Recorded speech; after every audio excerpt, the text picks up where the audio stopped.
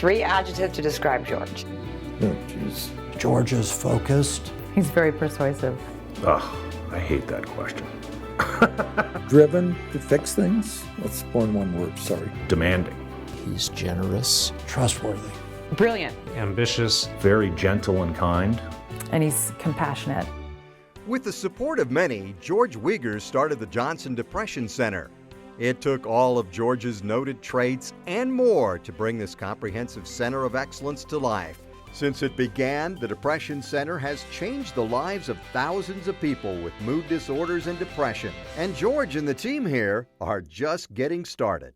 I guess my legacy best would be that I made things happen by engaging people. George makes things happen, but that wasn't always the case. A troublemaker and distracted. That's how he describes himself as a young man, growing up in the Bronx, then Binghamton, New York. George and his 3 siblings had a good, but at times tough childhood. My mother was bipolar. A lot of my junior high and high school years, she was back and forth in hospital. George's older sister and his aunt and uncle took George under their wing, and George took to the basketball court at St. Patrick's Academy. Note, Big George Wiegers. Upstate New York is a hotbed of basketball, so that engages a young man in high school.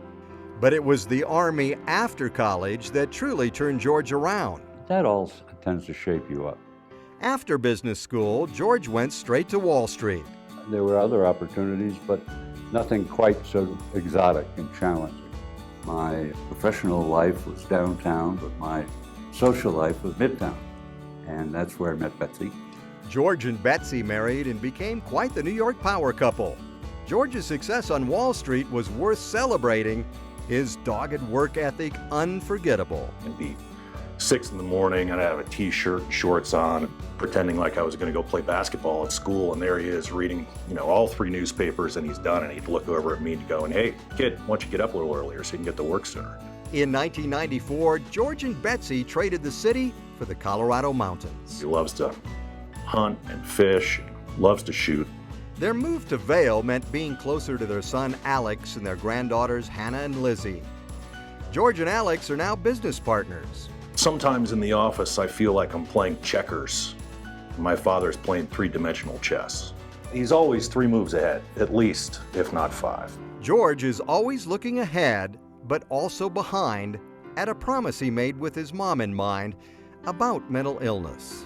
I saw the impact of that on the individuals and on their families and whatever. I always thought, well, if I ever got the opportunity, I would maybe see if I could do something about that. George started with a visit to Dr. John Graydon at the University of Michigan. He said when Ray Kroc built the first McDonald's, it had to work if there was going to be a network. I want to see what this first Depression Center is all about. That's why I'm here. Impressed, George gave the seed money to help form the National Network of Depression Centers, an idea he'd read about in a New York Times op-ed. Said something like, John, I've given lots of gifts, but I don't remember one that I've enjoyed more. That sets the foundation. We need champions like George. Depression Centers now had a champion and a network that would quickly grow. He's the spark plug that got this thing going at the CU Anschutz campus. The Johnson Depression Center was founded in 2008, and George found the right people to lead the charge. I liked George from the very start. Yeah, he always seemed like a straight shooter, and I just felt that he was the kind of guy who could get things done. Beyond the visionary piece of really understanding what could be, he has complete confidence in getting there. A national network, a depression center in Colorado, but there was one more box to check.